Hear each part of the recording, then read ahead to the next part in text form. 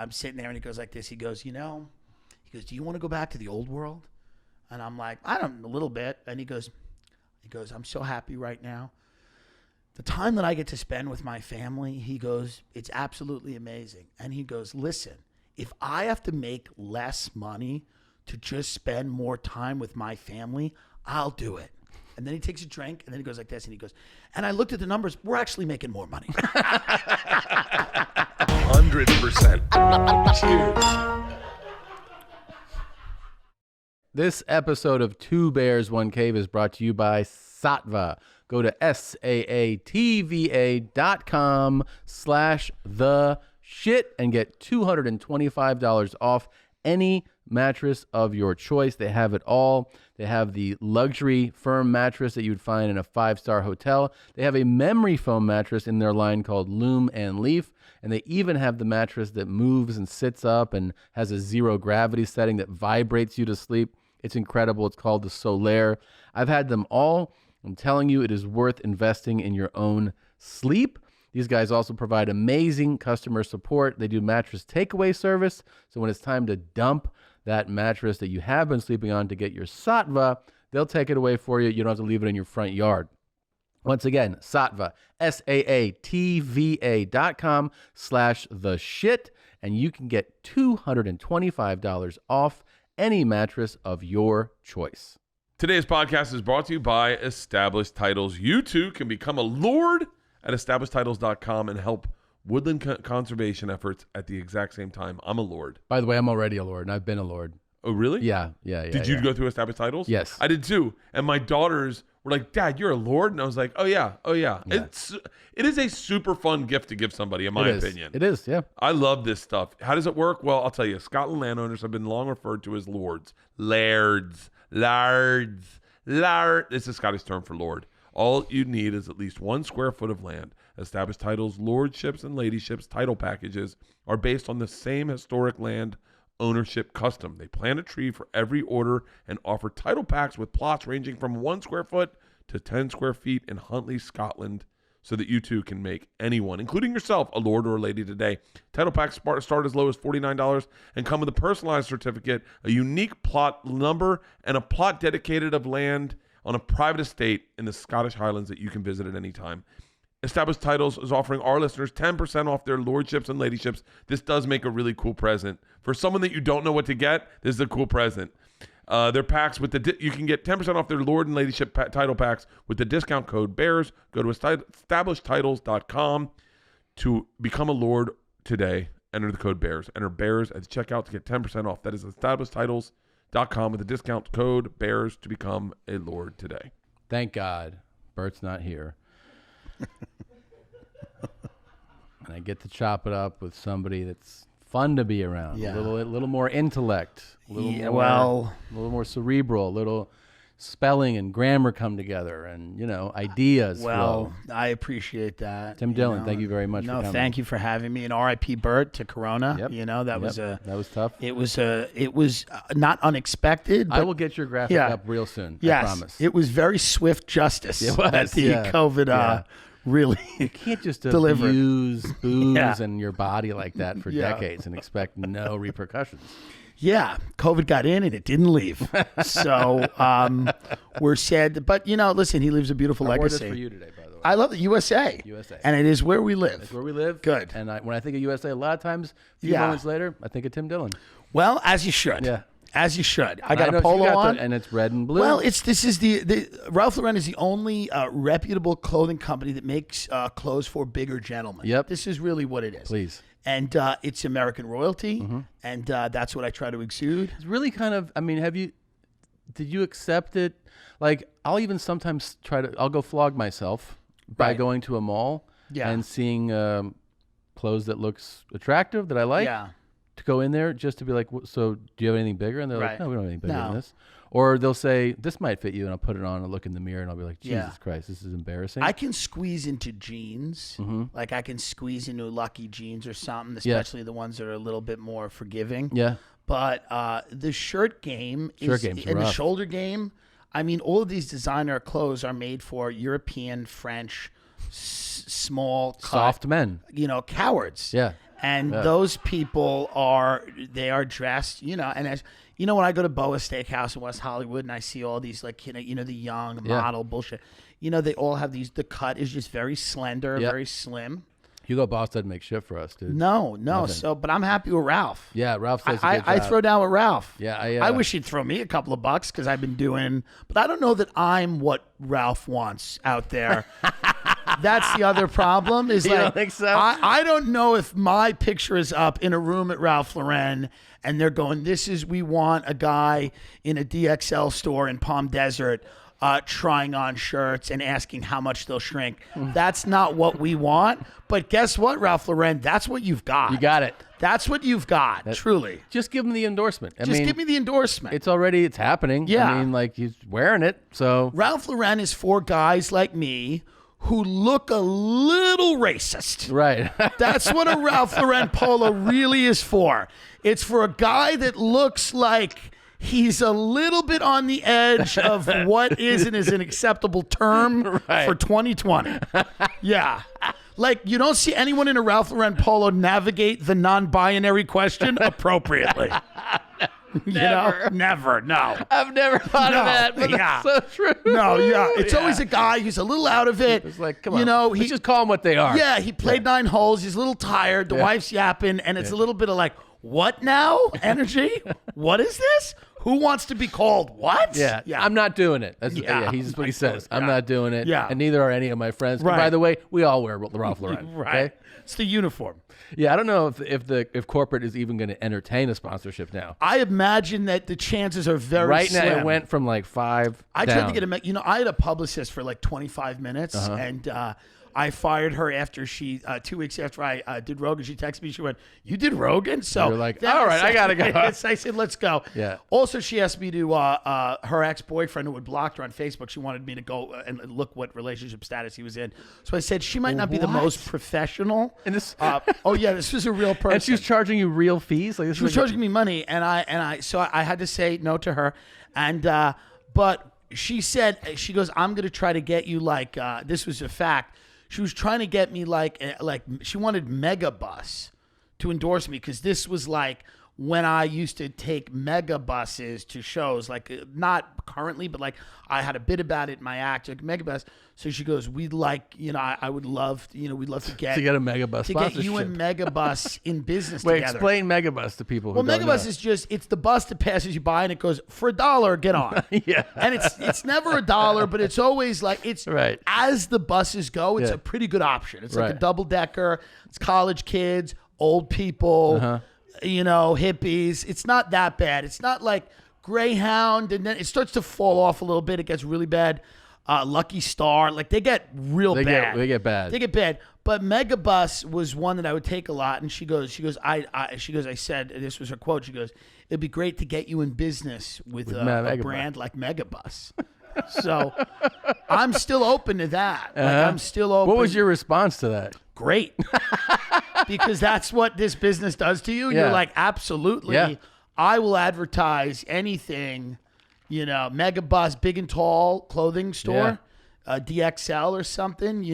Let's get in there. Yeah, Sure. yeah. Have you done tailored, bespoke clothes? I think when I was a mortgage guy, I did a tailored suit once, and it feels good. Yeah, it feels good to get a tailored suit. It does fit like a glove. But then I got into comedy, and then it didn't work. And then, by the way, 2 months after I got the tailored suit, the economy crashed. So my job then became illegal. See, I can I can picture you just the setting around here, the cubicle up, and you being rates are coming, and I could totally. I feel like I could not want a mortgage and then talk to you and be like, I just got a new mortgage. This guy. Here's Tim. the thing: I'm a fun guy to talk to. And I'm going to call, and we're going to connect a little bit. And you're going to follow up, too. And I'm going to follow up because I got a bunch of folders on that desk, and I'm going to hit them once or twice a day. Yep. And I'm hoping that we can, do business together. And if it doesn't make sense, Tom, we part as friends. Yeah. And that was my line. That was a line we all said. We said. And then, but you're trained to not accept... No, that's the thing. I wouldn't the really use the word good guys trained. Right. I'd be very loose with the training that we all received. The training was a guy going, how about you make some fucking money? Right. And shutting his door. Yeah. And then literally a bunch of unemployable guys, some of whom had DWs whose mothers were dropping them off at the office, then got on phones and called people and said we were financial advisors. Right. Oh.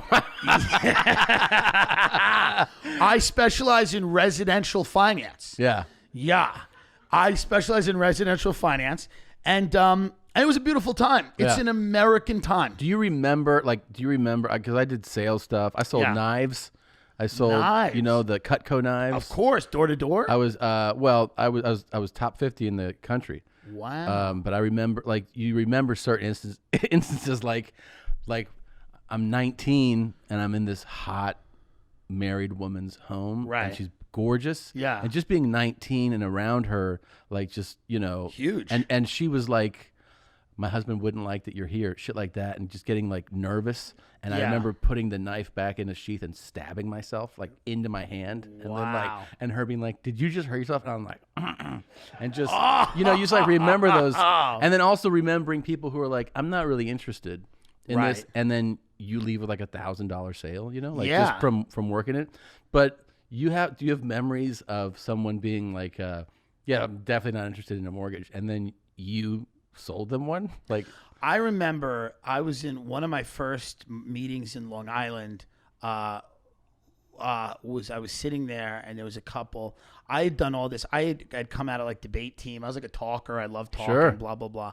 And I'd done all this reading, right? Because these were adjustable rate mortgages, and you got 2 or 3 years of a fixed rate, little stability, and then hey, let's ride the rails together. You're smart, financially savvy guy. Yeah. Why not take a little chance? Because we all are. And the thing is, no one thought this was all going to go bad. That's the thing. No one really all the revisionist history is Yep. these guys were con artists and everything. And it's okay, we weren't the most reputable people, but I took an adjustable rate mortgage when I bought a house. Nobody knew these things. Nobody knew you weren't going to be able to get out of an adjustable. We thought you'd be able to get out of it. But I remember I was sitting there in Long Island with this couple. I mean, she's in house slippers. I mean, Karen from Goodfellas. Yeah. She's sitting there. They had racked up $80,000 worth of revolving credit card debt. He's sitting there not saying anything. She's sitting there. We're at the kitchen table. And I'm like, your adjustable rate adjusts. It's very stable. I said, it's the LIBOR rate, which is the London Interbanking. And the guy just looked at me and went, hey, are you going to pay the fucking car? And I'm like, yeah, the car's included. He goes, all right, let's do this. And I'm like, oh, that's what sales is. That's what, yeah. Sales is just me kind of shutting up. Yep. And allowing this thing that kind of needs to happen anyway Yes. happen, and I'm just here for it. Right. And it just fits like a glove. And then sometimes you'd have to massage it a little bit because sometimes people were very concerned about how much it costs. Or why a sweaty, disheveled cocaine addict in an uninsured Chevy Suburban was screaming at them through the window of their home, telling them he had made an appointment with them that they didn't remember. I said, Tuesday at 11, it says it on my folder. And they're like, should we let him in the house? And then I would go in and I'd be all, kind of cracked out. And I'd just sit there and we'd go over the numbers. Yeah. And sometimes it would work. And a lot of times I took that long road back to the office a loser. Yeah. No, Yeah. I also remember with sales is sometimes you get worked up about, you want this to be a win, right? I mean, Yeah. a sale is either a failure or a victory, right? Right. And sometimes you're I don't know, you start and I remember a lady one time, there's a booklet for the knives. Right. She was like, yeah, I'll take it. I was like, take what? She was like, everything in the booklet, every knife, every product that is in this folder, I'll take it. And then I got nervous Yeah. that I hadn't done anything and she was making this purchase. Right. And I was like, oh, and then you learn to shut the fuck up. Because you can ruin it. It's the same thing, by the Yeah. way, in Hollywood. People Yes. don't know that if you pitch and someone's like, we like it, get up and run out of the room. Walk out. Get Don't out of ruin there. it. Because if you There's a start going moment- yeah. season 2, what I was thinking There's about. a moment they're in like- every sale when both people have put their cards on the table and the person who talks first, there's a silence, and then the person who talks first loses. Yeah. So if I say, hey, Mrs. Miller, here's what we can do. We can wrap all your credit card debt up, roll it into the mortgage, increases your tax deduction. We'll close this baby in 2 weeks. I'll have an appraiser out here tomorrow. Does that work for you? Silence. And then there's silence on her. And if I go in and then I go. And another thing that we can do, she'll be like, whoa, she needs to come back in and go, yes, it does. Or then she needs to ask a question, but the ball's in her. And if she goes, yes, it does, you're like, great. And you just start like. Great sign. Yeah. And I mean, that was what we need now. I mean, everyone wants to talk about what we need. We need right now a product that can be sold to uneducated people by uneducated people, because that's the American economy. Right. That's what it really is. Yep. People don't want to know that's what commerce is. Commerce is a guy that goes, I don't really know what this is, but you need it.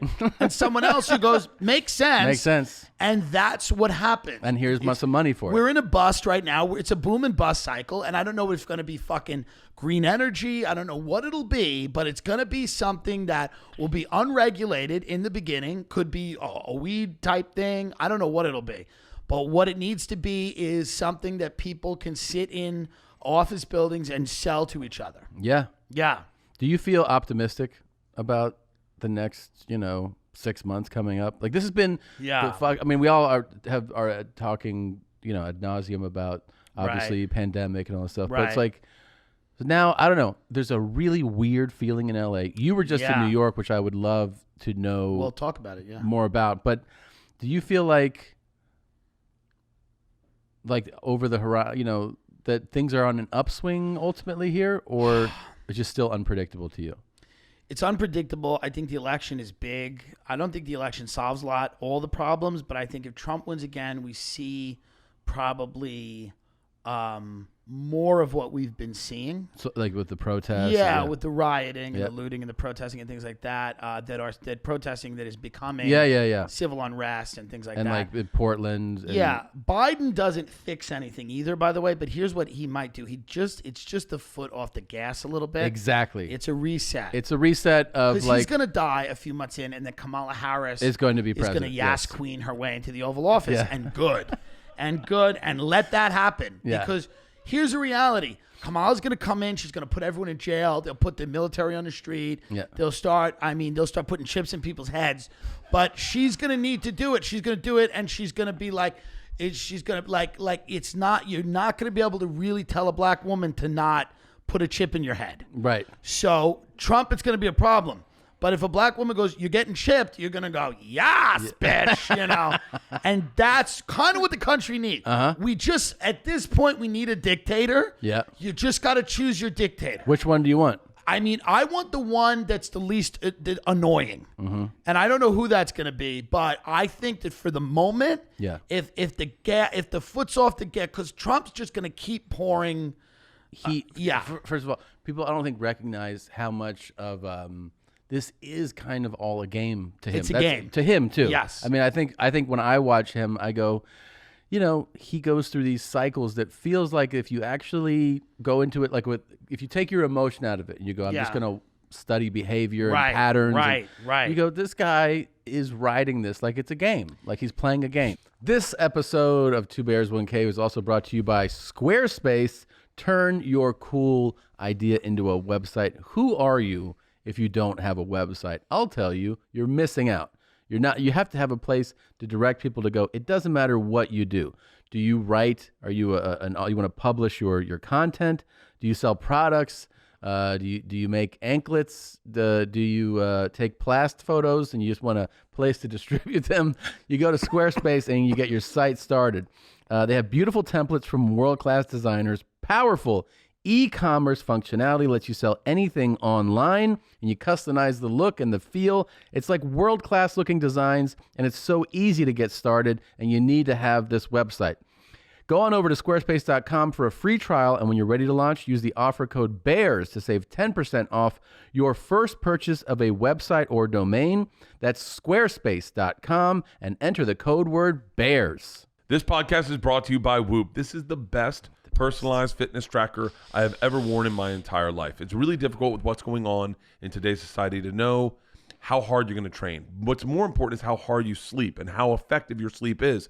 And certain things like caffeine, alcohol, how they affect your sleep. Well, with your Whoop, first thing you do is you wake up, you go to the app, and you can check to see how you sleep. And then what's great is that day when you go work out, you go to the strain coach, and the strain coach will tell you how much you should exert yourself throughout the day. Whoop is the best fitness tracker I've ever seen, and the memberships start for just $30 a month. You get personalized insights 24/7. They track calories, heart rate, it monitors sleep and strain. And for all our listeners today, Whoop is offering 15% off all memberships. Give Whoop a shot, and if it's not for you, they offer you a 30-day return policy. No questions asked. Head to Whoop, WHOOP.com. Enter the code BEARS, BEARS, at checkout to save 15% off. Join Whoop, sleep better, recover faster, and train smarter. Here's the level of con artist Trump is. This is a good way to say it. It would be like you are now the CEO of Cutco. Mm-hmm. You know, Yeah. like you somehow found a way Yeah. to rise through that company Yeah. without any more knowledge than you had as a 19-year-old Yeah. selling knives to a Yeah. hot mom. Right. You're somehow running the thing. Yep. So that's what Trump is. Everyone doesn't get it. Everybody's like, he's Satan or he's Jesus. He's a con artist Yeah. that has had a lot of success. Yeah. Because we like to be conned. We like to buy. It feels good. It feels good. The And American public he does likes a very to buy. base con in a way too, which is like, Yes. you know what people are really in love with, especially here, well, actually all over the world, but really here is like a rich guy. What's Oh, cooler yeah. than a rich guy? Nothing. When you're a kid too. Yeah. And I remember being like, who is this guy? Yeah. And they're like, he's some fucking really rich guy. Right. And you're like, oh, it's cool. He's got like Yeah. suits and Yeah. gold fucking He owns bathrooms. buildings. Yeah. It's like, he owns women. He owns yeah. He owns pageants. Sure. I didn't even know you could own a pageant. He Yeah, owned do I- pageants. I mean, I'm sure. Yeah. I'm sure everything was on the Yeah. up and up there. Everybody Yeah. was behaved the right way in the 80s. Yeah, everybody was fine. There was no bra straps being pulled in the green room of the Miss Universe pageant. Never. In Atlantic City? No. I'm sure he was like, "Oh, are you changing right Yeah. now?" I'm sorry. Oh, And he would I'm a walk out. gentleman. Yes. Yeah, I'm sure he got them all into college after. For sure. Came through on his just sitting there promises. writing recommendation letters. But it's so funny because like he's also one of the greatest things about him, and George W. Bush did this too, and like a lot of people do this. Somehow we think he's like self-made. Like Right. I talk to my friends and they're like, Yeah. we need a guy like that. We need like a businessman who's self-made. I'm like, what world Yeah, no. is the guy? He got $100 million, and my friends go, yeah, it's not 11 billion. Like that's my friends from Long Island's argument. They're like, yeah, well, it's not what he's got now. I'm like, if you would put that money in relatively conservative investments, Yeah. when he got it, you'd have something near a lot. Like You'd have a lot of money. You'd have a lot of money. Yeah. So this idea that Yeah, he he's tells like, this because he also is. He's a con artist, is a salesperson, right? Yeah. Tells stories. Right. So one of his big stories was like, I got $1 million from my dad. No, he didn't. Right. And it's documented. You can. Right. But you can choose to. Right. Read that or ignore it or whatever. Right. But the story is not the story he's telling. Right. The real story is Yeah. that in today's money, Right. it's something like $400 million that was given to him. And then he's like, "Oh, look, some shit worked out. Yeah, I bet it fucking did. Yeah. You got $400 million. Well, he's got that great sales thing too, where there's always a sales story you tell about the guy that didn't choose to buy. Like when you're sitting there, you're Yeah. like, hey, I don't even like bringing this story up, but I will tell you this. Yeah. I showed up the other day and I Yeah. promised somebody a 5% interest rate. They wanted to take time and talk to their wife about it. They're dead now. Like they're dead. They killed themselves. Yeah. And I think a lot of it is.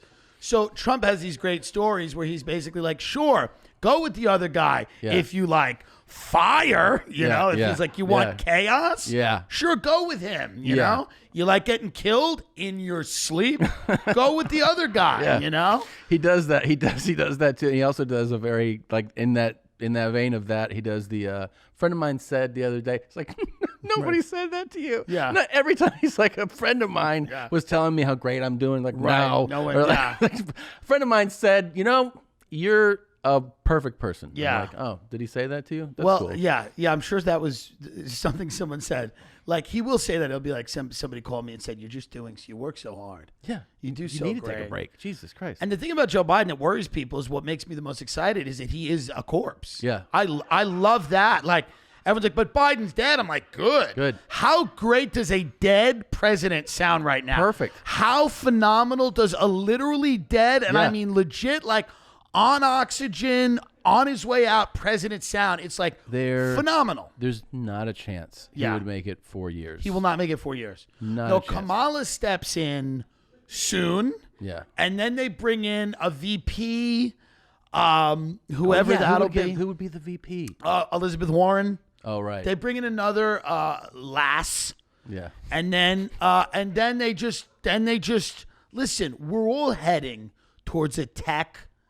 It's going to be. No one's going to go outside. Right. Here's the reality.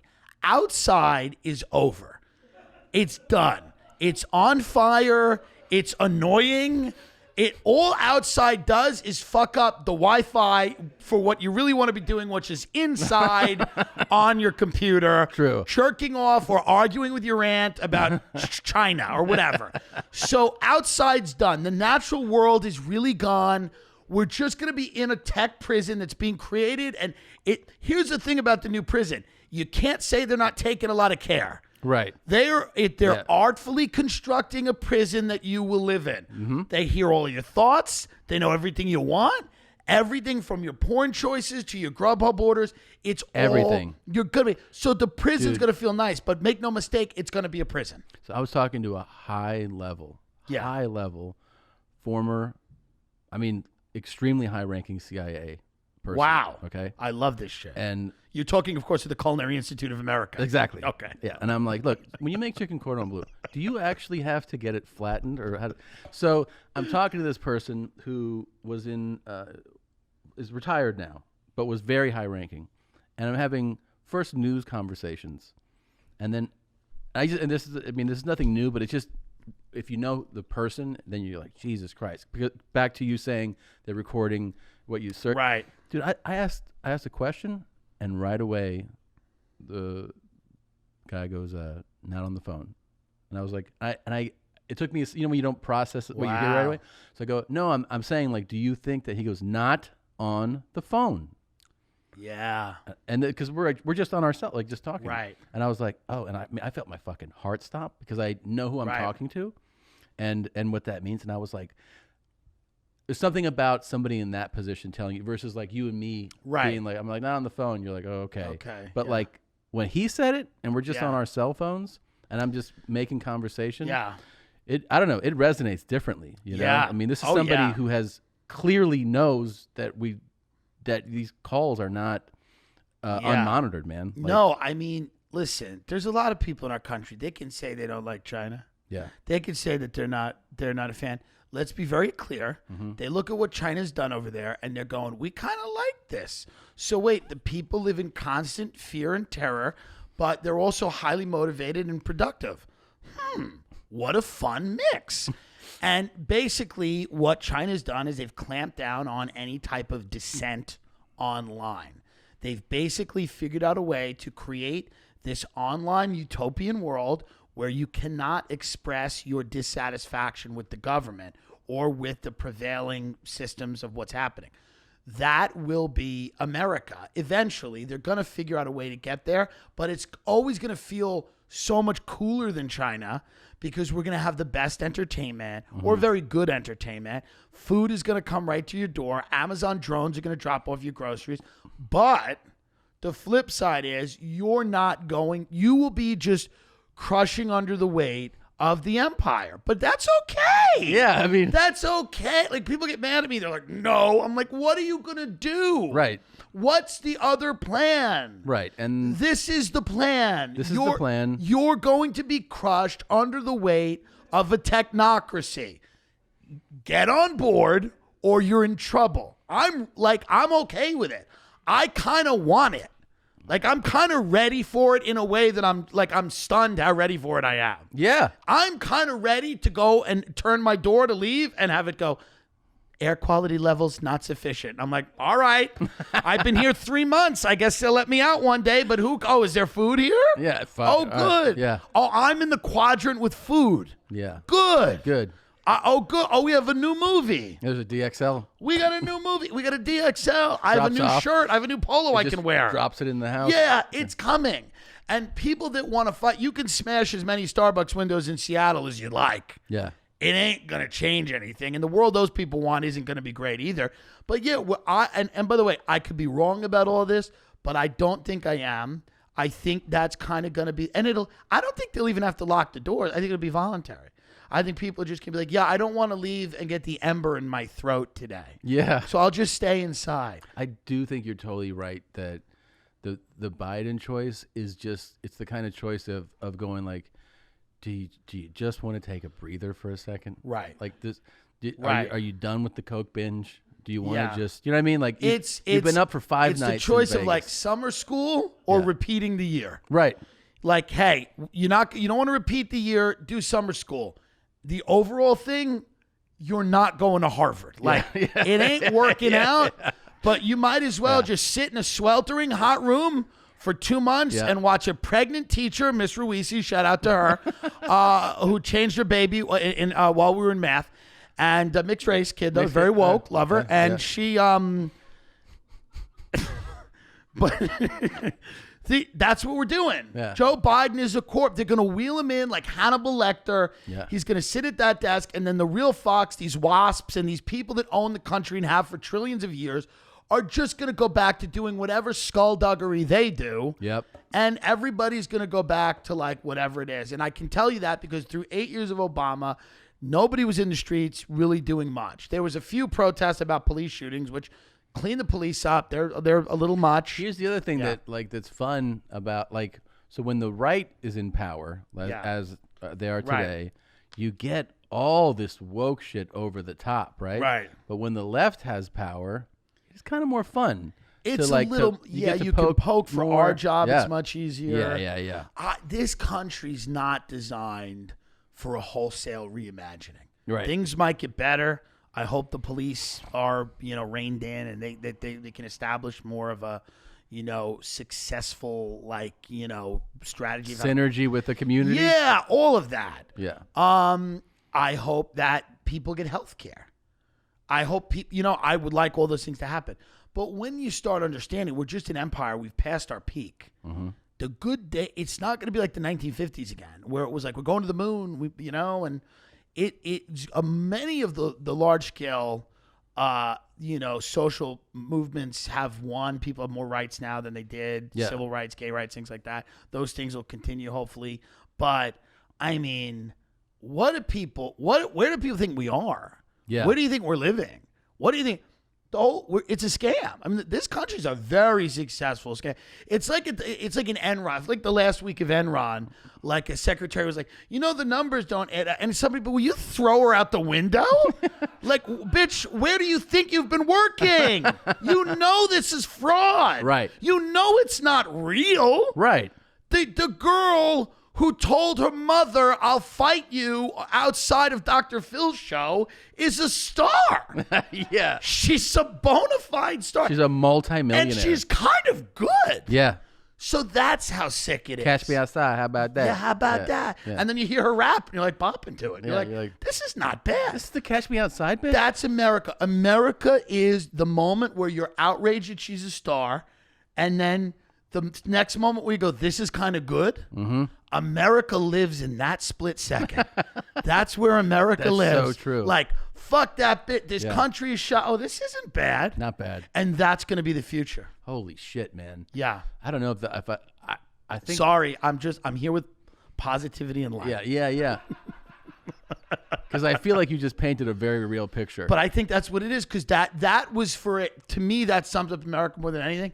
I am outraged. This is fine. Yeah. Like, that's America. That is true. Like, I can't believe, this is nice. Yes. And we're very easily distracted. Why is everyone so fat, McGriddle? Like, it's just it's you can't control it. So in that split second of like, that's our country. Like, I'm deeply outraged about all the injustices that are going on. And also, look, someone has left a couch on the side of the road for free. Yeah. That's kind of what it is. That's exactly what it is. Yeah. It's kind of, man, it's I mean, it's kind of like, I don't know, the way you summarize. It's like it does feel like the whole thing is just like a shitty reality show. Like we're all on Bravo right now or something. You just make the best of it. You go look at throughout history the things that people have had to contend with in their lives. Yeah. And we're actually pretty lucky to be able to. Most people didn't have the means to analyze the dissolution of whatever state they were living. Yeah. We get to kind of sit back and go, oh yeah, this is over, and here's why, and here's what we might expect. Here's the range of possibilities, and I think that's so much more of a healthy way to look at it than this crazy religious fervor. You can't hold on. You can't hold on to things. You're right. The best way is the acceptance of it. Of there's no other way. There's no other way. The song's catchy. Yeah. It's a catchy song. Hey, maybe that person did need to get their ass kicked at the Dr. Phil show. Yeah. Maybe the mother was the problem. Why was the mother this girl clearly had talent. Yeah. And this basic bitch mother is telling her not to go out and do drugs and fuck people, which are the literal ingredients for her career. Yeah. Yeah. So now I look at it where I'm like, the mother's the problem. The daughter's the hero. Mm-hmm. I mean, America. Yeah. I mean, that's the whole. So the audience are a bunch of hoes? Is that what you're saying? Yeah. So, This podcast is brought to you by Viore. These pants are phenomenal. I didn't even realize they were sponsored. They came to the house, and I'm wearing them nonstop. I am super tactile about workout gear, and these pants change the game. They give you a new perspective on performance apparel. Perfect if you're sick and tired of traditional old workout gear. Everything's designed to be worked out in, but it doesn't look or feel like it. So it's so comfortable. You'll want to wear it all the time, which I've been wearing it all the time. I did not know this was a sponsor. I love when we get a sponsor and you did. And I was like, I love these pants. Yep. The men's core shorts are the most comfortable lined athletic shorts. One short for every sport. I love that. The men's Ponto are the perfect lounge from work or home. The women's joggers, which Leanne has, are the softest you'll ever own. No mistake. When you wear those Dolly joggers, you wear them daily. They're high-waisted. They're drawstring to upgrade. Viore is an investment in your happiness, and I am happy wearing these pants. For our listeners, they are offering 20% off your first purchase. Get yourself some of the most comfortable, versatile clothes on the planet at Viore.com/bears. That's VUORI.com/bears. Not only will you receive 20% off your first purchase, but you will enjoy free shipping on any U.S. order over $75 and free returns. Go to Viore.com/bears and discover the versatility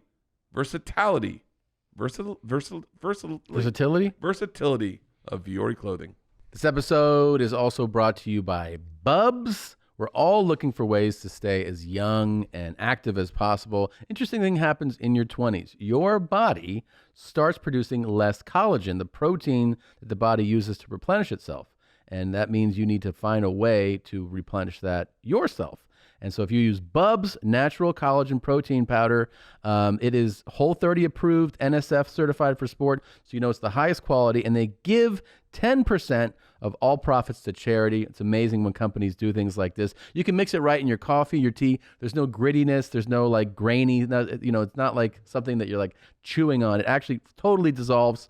It's 100% sustainably sourced, grass-fed, pasture-raised collagen peptides, pairs great with their MCT oil powder made from 100% sustainably sourced virgin coconut oil. This is something you got to get on. Get 20% off your first order when you use the promo code BEARS at bubsnaturals.com. That's 20% off with promo code BEARS at BUBSnaturals.com. Here in LA right now. Yeah. So this episode's coming out when most people see it will be in October. During the invasion. The Red Invasion. Actually, you know what? This might be the episode that comes out the week before the election. Wow. Yeah, because it's all like we have all. This is a good week before the election episode. Yeah, this is solid. It's just good because you know what it is. It's apolitical. I'm not coming in on one side or the other. But I'm just riding the wave. You're riding the wave, but do you agree? I mean, I sense most people in LA right now. Yeah. It feels weird in LA. It feels weird in LA. Right? But I don't know. This shows me that like in right now, if you have not been to New York in a long time, all you hear from people are like fantasies, wild tales. I mean, if somebody asked me like, well, give me your best guess, I'd be like, well, it sounds like there's people jumping people in the streets and it's complete chaos and people have all left the city. I'm like, I don't know what to picture because news, you can't really trust, like, you know, the news is so sensationalized. Right. But like you actually were there recently. I was there. When you went, did you have to do the 14-day quarantine or fill out a health form? Can we stop? What did you do? I walk off a plane. They hand me a sheet of paper. They say, please write your name, your contact info and your address and put it in like what looks like a suggestion box. And then they said, just put it in there. And I took the paper and I wrote, my name is Governor Andrew Cuomo. And then I forgot what address I gave. I think I gave my friend's address because I wanted him to get in trouble. And like if there was I wanted the cops to go to his house. And be like, are you threatening to kill the governor? And I just put it in the suggestion box. It's like everything else, fake. And you get a text. I gave them my real phone number because I was kind of curious. And then they go like, they don't even look at your name. It's all automated. They weren't like, hello, Governor Cuomo. I mean, I wrote my name, Governor Cuomo, on the sheet. We tried to do. Yeah. They're just like, recently, you have traveled to New York from a state that has a high rate of COVID-19. We are pleased reminding you to quarantine. I was like, oh, this isn't even real. That's it? Dude, I thought someone was going to have to call me and be like, hello, this is Andrew Cuomo, you know? And I'm like, actually, it's not. You have the wrong number. I thought it'd be fun. But so it's not real. And then I stayed out east. I went out to the Hamptons. I stayed out there because I didn't want to stay in the city. And How was that? The videos were very funny. I mean, that was a real fun one. That was very, very funny. But had you frequented the Hamptons before? Not frequented. I'd been out there once or twice, but that also seems like a fantasy place, like not it's real. A beautiful, amazing place. Well, you know what it is? I spoke to a few people out there, and they're so detached and they're so rich. And they're like, aren't the problems mainly on Twitter? And I'm like, well, cities are burning. They're like, yeah, but isn't that Twitter? Like, they don't understand that it's real life. Yeah. I'm like, no, there's real issues. They're like, yeah, I don't know. Like, that seems a lot of the media.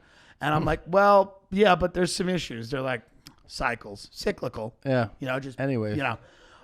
They're out of it. Like everyone forgets like how crazy they are too. Sure. Like you look at the Antifa people, you're like, okay, you're nuts. And then you look at like, you know, the people on the far right, you're like, well, you're clearly nuts. Crazy. You're walking around a park with torches. Yeah. But then you forget like guys in polos in the Hamptons are maybe crazier than both of them because those guys ignore that even happens. Right. And then you're like, are they the sane ones? Like, Right. should I just not? Should I be like, I don't know. I don't get, you know. But see, I think they live in their. Everyone lives in their own reality, but those people, when you detach like that, maybe you are the most happy. They are, let me tell you right now, really happy. Yeah. They're really, really happy. They have beautiful families, and they spend a few hours a week with them, and they check in on them. They check in. You guys all right? They check in on them, and then they go out and do whatever they want. But they're all, I mean, when your life is just about money, how simple. Yeah. Right? Yeah. When the only thing that you think about all day and the only thing you have to do is earn money, it actually seems much more of a simplistic thing than like what we do or what anybody creative does. Because like it's a binary existence. You're winning or losing. Right. You're up or down. It's kind of like a gambler. It's like it's a real fine line between when things are good and when things are bad, and you know when things are bad and you know when things are good. Like, so my favorite quote, right? The guy says to me, this is the perfect quote. He sits there, he's we're in this beautiful property. It's like 2 acres in Amagansett. It's great. And he goes, this is my friend's brother. And I'm sitting there, and he goes like this. He goes, do you want to go back to the old world? And I'm like, a little bit. And he goes, I'm so happy right now. The time that I get to spend with my family, he goes, it's absolutely amazing. And he goes, listen, if I have to make less money to just spend more time with my family, I'll do it. And then he takes a drink, and then he goes like this, and he goes, and I looked at the numbers, we're actually making more money.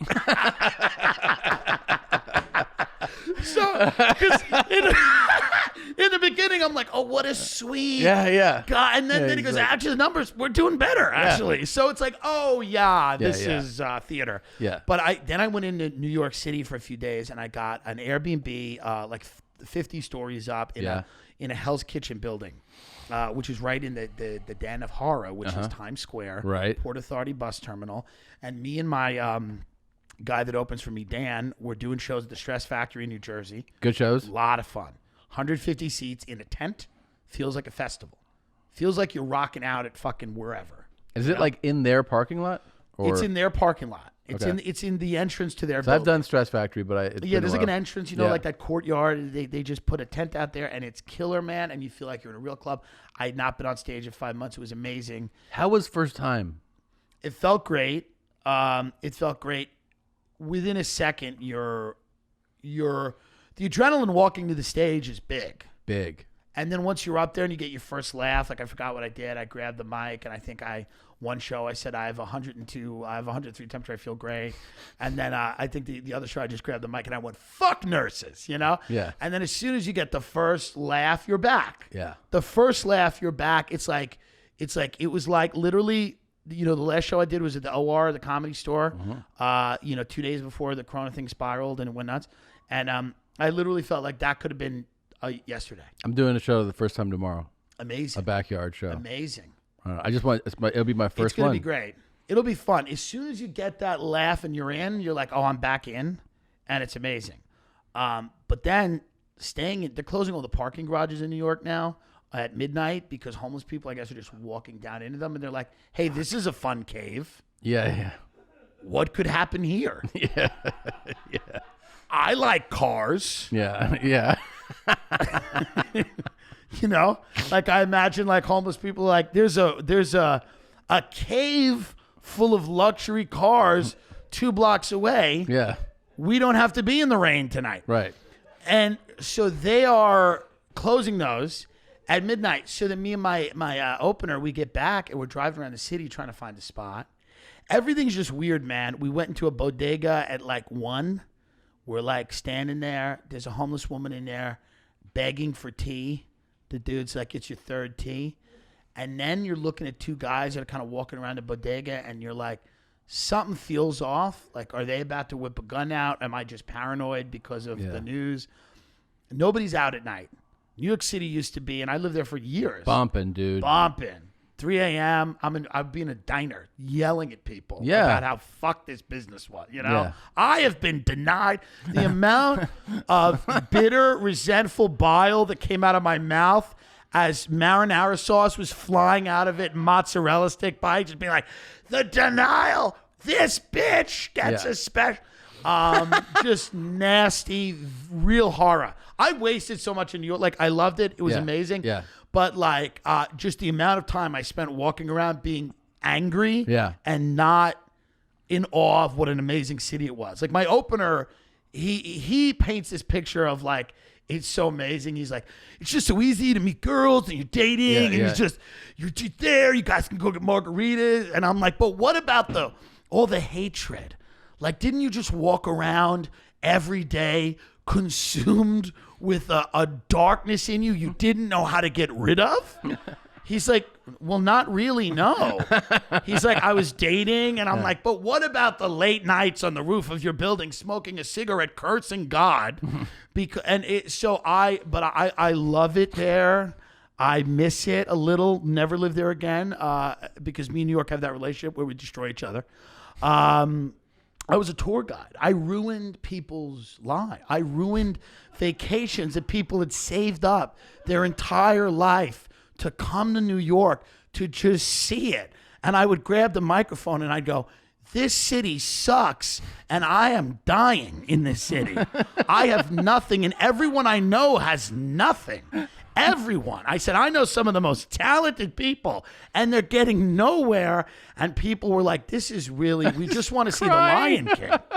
We just want to see the Lion King. Were you doing bus tours? Yeah, double-decker bus tours. I would stand on the bus and I would just go out there and I would tell people, I would say, they'd be like, it seems like you have such a fun job. I say, ask Winter. You know how many operations Winter's had on her foot? 6. She's had 6 foot operations. She's 68 years old.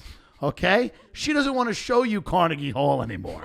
She wants the long sleep. Like, it was such... It was bad. Tour guides are tragic characters. You become a tourist in your own home. You start falling in love with the buildings. You hate people. Yeah. You hate people. So that was my experience in New York, was just an orb of negativity. Now, the good thing about that was that ended up being very funny. Yeah. That ended up being very funny. But it was, and there were nice times too. Like How long in the city? Did you live in Manhattan? 7 years. Well, I was at Hell's Kitchen, Brooklyn, Astoria. Okay. But when we went back, we're driving around the city. We finally parked the car on the Upper West Side. We get in an Uber. The Uber is the guy's in a full hazmat suit. It's like 12 Monkeys, full hazmat suit. We're in a car that is completely cellophaned. Me and him are in the back. We then drive to crazier than the. shit. Then the Uber lets us out like 2 blocks from our Airbnb. I was like, oh, no good. We're trying to plead with the Uber. Drop us off in front. He's screaming in Mandarin. It looked like that's how Corona started. Like, if you didn't know how coronavirus started, you would think it was that. Like 2 white fucks being like, drop us at our door. And the station guy's like, no, bad things are happening. You must. It's like the beginning of just a movie. And they drop us 2 blocks away. And I look at Dan. Dan's like 24. He's like, he's 10 years younger than me. And I'm like, I feel responsible for these dudes sometimes on the road. Like, the last thing I want is to call like his parents and be like, hey, man, Dan was stabbed last night, but he did great on the show. Yeah. He did. He has a new bit about Kamala Harris that really worked, but he is in ICU right now at Bellevue, and I couldn't help him. It was so quick. It all happened so fast. It happened so goddamn fast. But so me and him walk, and dude, the walk from where the Uber let us off to the front of the Airbnb was 2 blocks. I've never felt like that. I've been in New York since I'm a kid. I grew up on Long Island. I lived in New York for about 7 years. I never felt like that in New York City. I mean, they were sizing us up. People were looking at us Seriously? like lunch. Yeah. People were looking at us like, what's... And this was in Upper West Side? Or No, this was 42nd and 5th. Oh. This was the belly of the beast. Belly of the Beast. So this is the And area... so it's that rough right now? At night, It is. that area is an area... And the cops will watch you get pummeled. Don't get it twisted. The cops will watch you get stabbed to death. And you rewind And they'll 9 film months. that. They'll be like, Yeah, we're sick of right, everyone yeah. filming us. We'll film you. And they'll give it to Fox News and be like, run that on loop. Yeah. Get the people back on our side, which I get. Yeah, of course. I get it. 9 months ago, though, that same area to walk, nothing. Great. Yeah. Great. Everything would have been open. Yeah. A guy like me would have been like, that's 1:30 in the morning. Let me get a frozen yogurt. You know? Yeah. It's New York. Sure. I wouldn't deprive myself. Yeah. Let's get a frozen yogurt and go walk by the water. Yeah. You know? And it's not possible now. Not possible now. It is a little sketch. It felt a little weird. Food's still top notch. Food is good in that city. Yeah. It's one of those things where it's like, you eat a bagel in that city, you're like, man, they just know how to do this real well. Yeah. It's not worth living there and getting shanked and raped for. But I will tell you this, the red sauce is just good. It's just good. They know how to do a fucking, you know, they just know how to do it. Yeah, what's that? There's a bagel shop out here where they go, we bring in the water from Brooklyn. Yeah, it's I'm like, great. what? Great. They're like, the water. Great. By the way, if you're bringing the water from Brooklyn, how about using it to put out the fucking fire? Yeah. And not making a bagel. Yeah. You know? This fire shit is today. Yeah. Like somebody goes, hey, is there a lot of smoke outside your place? I go, well, there's fog. There's what used to be clouds. There's smoke.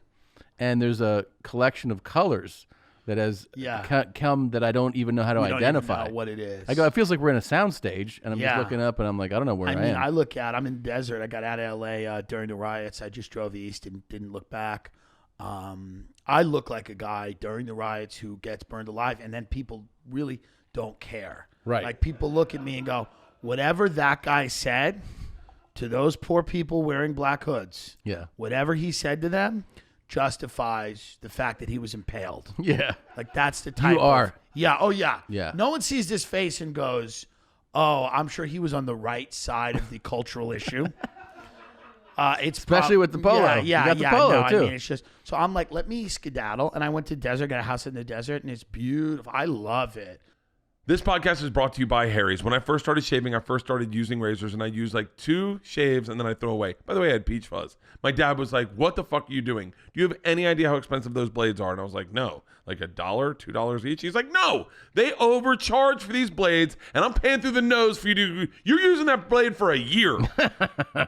Well, luckily, 2 friends that founded Harry's, Jeff and Andy, were just like my dad and tired of overpaying for razors. So they founded Harry's as a return to the essential quality blades at an honest price, as low as $2 per refill. They went to Germany and found quality Germany blades.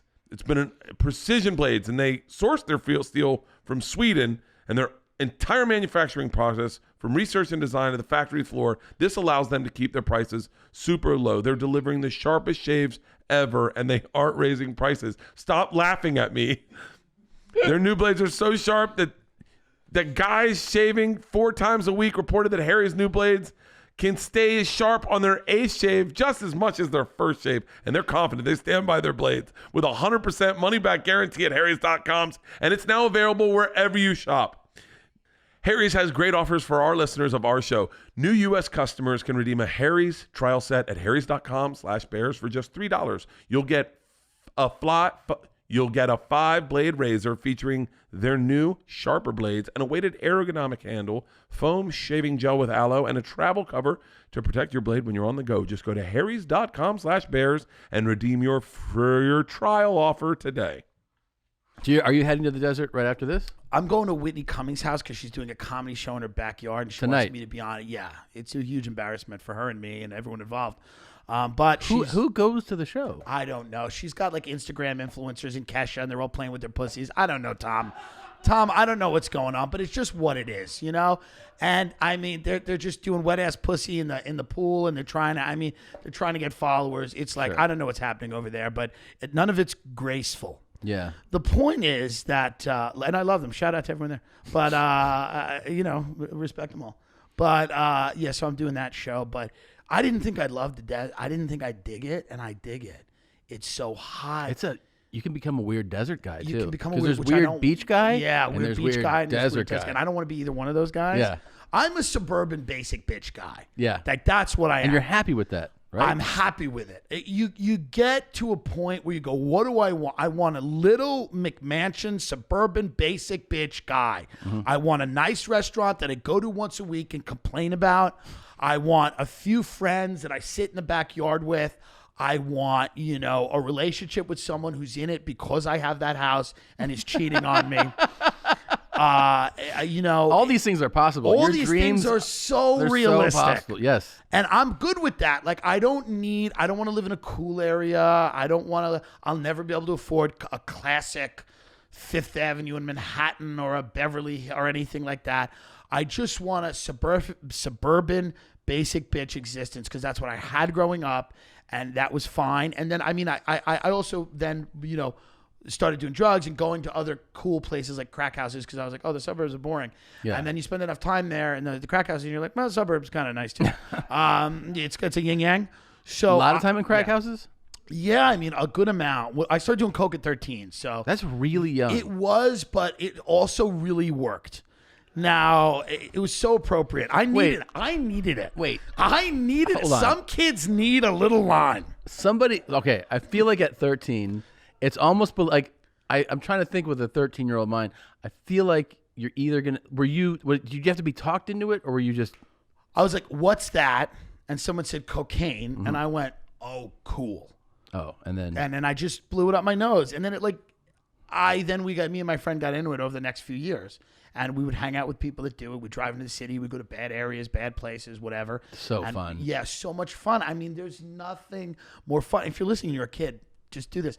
There's nothing more fun than getting in a car with a guy named Hector and his girlfriend Sonia. Shout out to them. Don't know if they're still alive, but I love you. They're not alive. But you know what? Actually, those people somehow live. They live. It's the guy that runs the 5K for charity that dies. Yeah. It really is.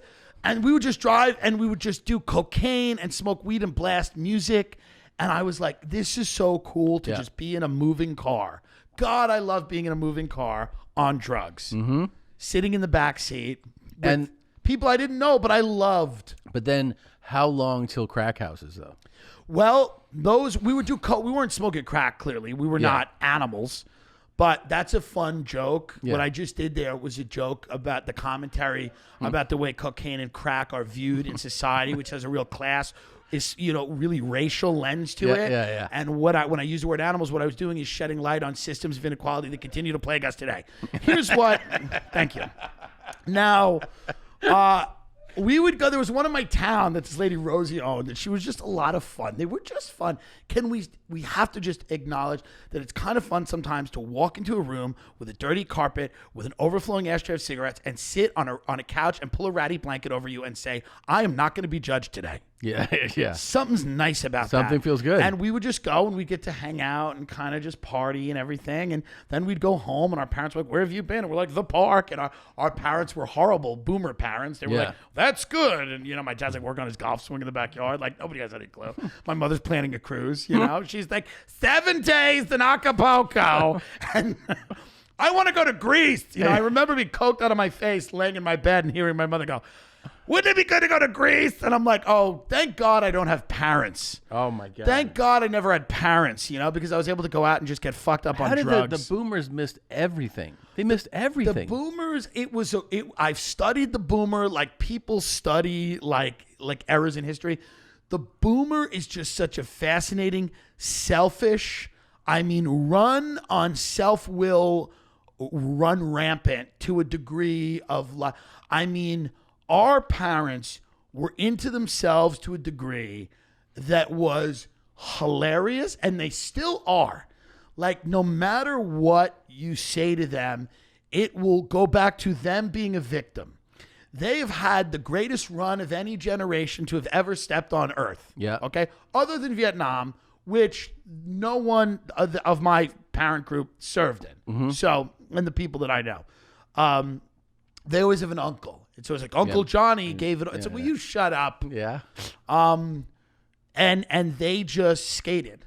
They got everything, a lot of it, right? Mm-hmm.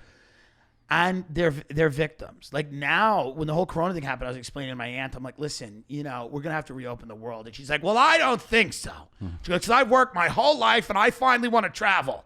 So I don't want to get sick. So I was like, okay, again, she says she's worked her whole life.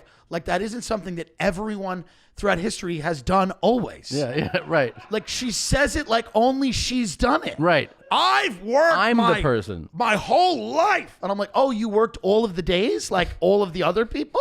Yeah. We've all worked. Yeah, but it's great. And my dad has a putting green in his backyard. He's put a putting green in his backyard so he can work on his putting whilst the world burns. That's a pretty good. Yeah. So this is where they're at. That's where that generation That's is how at. you miss your kids on coke right now. Yeah, that's how you miss the kids on coke. But I get it, because if you had a kid on coke, do you really want? Yeah. If you had a closeted homosexual, somewhat Republican cocaine addict living in your house, would you want to get in that kid's head? You'd just probably step back and go, let's let this play out. They probably had private conversations where they go, he'll be dead in 2 years and we'll try again. And unlucky for them, I'm here on national platforms telling everyone how much you both suck. And I didn't have to be gay or a cocaine addict. I chose to do both those things because they did not get me a dog, because they said that my mother was allergic to dog, which was a lie. That was a lie. That was a lie. Because she just knew she would have to take care of it? Exactly. They couldn't tolerate neglecting more than one thing at a time. And, well, that's okay. Well, anyway, guys, let me know how those grandchildren are coming. Dude, did you see that Trump tweet where he goes, Kim Jong-un's doing great. Never underestimate him. I was like, this is one of the craziest things that I've ever seen. I will admit, if he leaves, I'm going to tell you right now, it is, I will miss a little bit of the fun. It is so, here's the thing. We're going to be, as much as we're like, this guy's out of his fucking mind, there's going to be a real come down. Like a real, like. Oh, big time. Like you just left rehab. Big time. Like you're going to be like, shit's boring, man. It is so going to be normal and boring. But then I feel like we're going to have to readjust, because we are like, we're living at the scene of the movie where the car's hanging off the cliff, and we're just like, when is it going to, and we've been in that moment for 4 years, and that's not a healthy place to just be. Yeah. But yeah, man, so my prediction is if he does lose and it goes okay and he leaves, which I think he will, because I think he might like barely want to do anymore.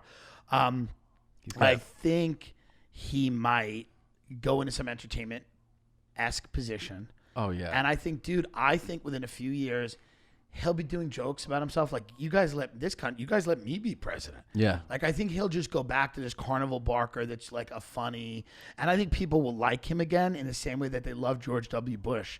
Remember when everyone hated Bush? Hated him. No, I mean, like, if you're like 25 or younger, you can't really imagine how fucking much people hated this guy's guts. I mean, I guess you remember if you're that age, but they were like, this dude is. First of all, they were like, he is dumber than anyone you could They ever were like, imagine. he's the dumbest person that's ever lived. He's the dumbest person that's ever lived. Right. And also, like, right alongside a serial killer, he'll send your son to a war that doesn't need to happen. Yeah. Doesn't give a shit that everyone dies. Yeah. They painted him as, and then now, He's a painter. yeah, They love him. got a nice ranch down And in Texas. that'll happen because what'll happen is during President Logan Paul's first term, who I like Logan. I want him to win, and I'm going to get involved in his campaign. I've said it publicly a million times. Yeah. I do like that kid. I think he would be good at it. But during his first term, he'll make an error, and everyone will go, "Remember Trump?" It's just the hindsight and the distance from somebody that you'll because we'll just forget go, a lot of the little. That's what happened with Yeah. Bush is people forget details. Just big Right. picture. They're like, I mean, he seemed pretty nice. Trump also, I don't think, other than the corona and obviously the economic crash, a lot of Bush's fuck ups outlived him. Not outlived him, he's still alive, but like outlived his administration. Like we're still dealing with a lot of the things like the Iraq and Afghanistan wars, this refugee crisis that, sprang from destabilizing the Middle East and all this stuff. I think when Trump's out, he's out. It's kind of like, and that's why every comedian making a living shitting on Trump. Oh man. I predicted this. I said, comedy is cyclical. Everything.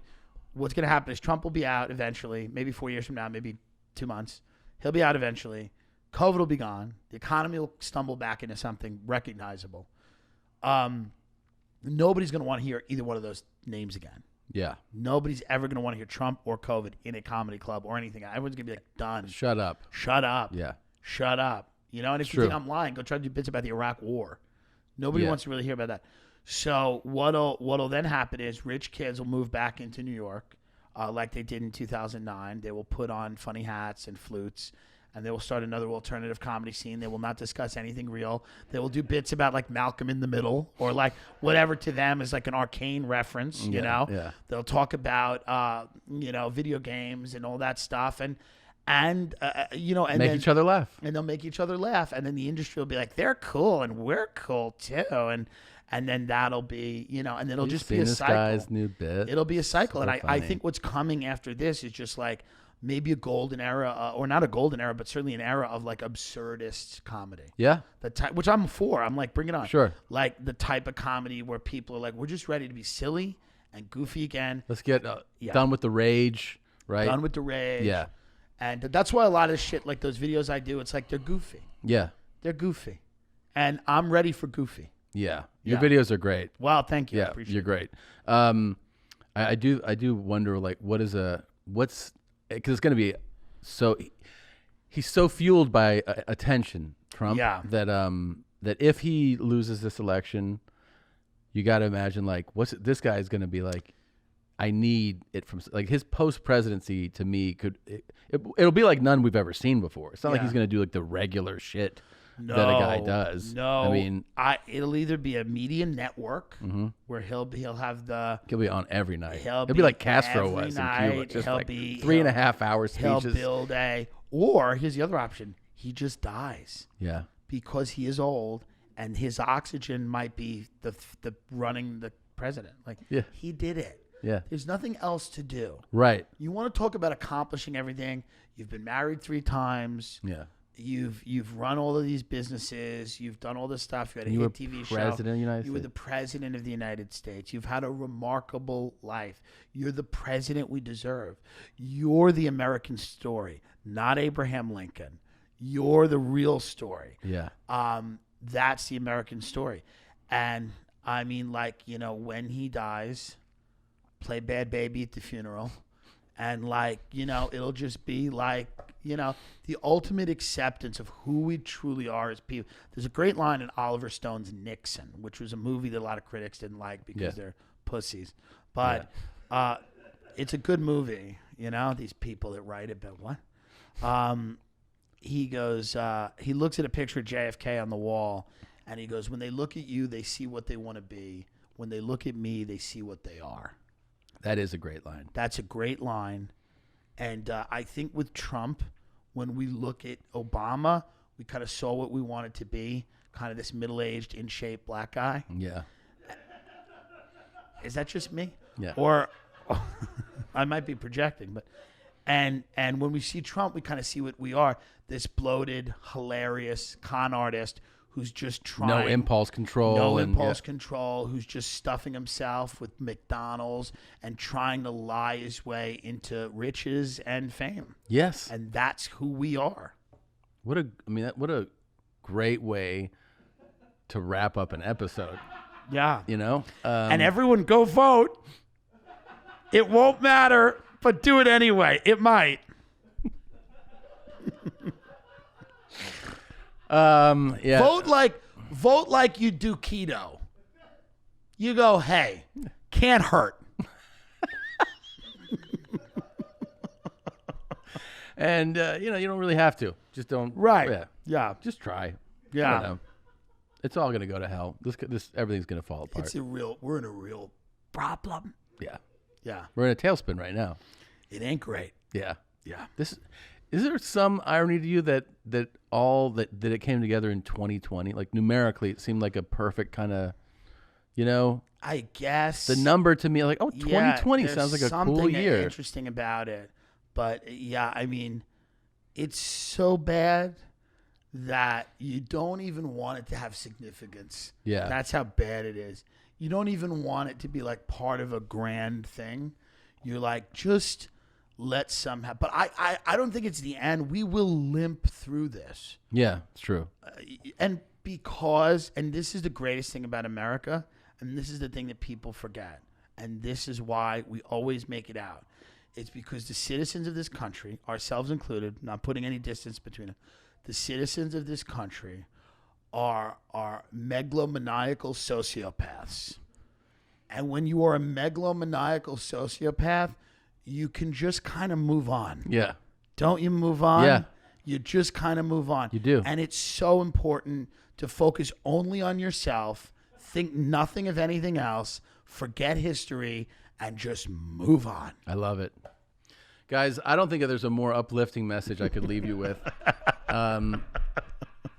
Yeah, we're definitely going to mark this for the week before the election. So It's a good one. Maybe the day before. Yeah. Maybe this because that's a Tuesday and these come out on Monday. Could so be a maybe good this one. is our November 2nd episode. Tomorrow, shit is gonna fucking hit the fan. Yeah. They're gonna say we're gonna count votes for 9 months because everything's coming in the Right. mail. We won't know any results. Right. There's gonna be people stabbed and shot in the streets, but it's our country. USA. Polo. You have podcasts. Tim Dillon Show podcast, Tim J. Dillon, Dillon on all social media, Instagram, Twitter, things like that. Dude, thank you so much for coming Thank you today. for having me on. And I appreciate it. This was Anytime. really fun. Thanks, brother. And America. Thanks so much. R.I.P. Bert. Rip Bert. Rip Bert. Yep. Bert and Tom, Tom and Bert. One goes topless while the other wears a shirt. Tom tells stories and Bert's the machine. There's not a chance in hell that they'll keep it clean. Here's what we call 2 Bears, 1 Cave. No scripts, a bit of booze, amateur partology. Dirty jokes, raunchy humor, no apologies. Here's what we call 2 Bears, 1 Cave.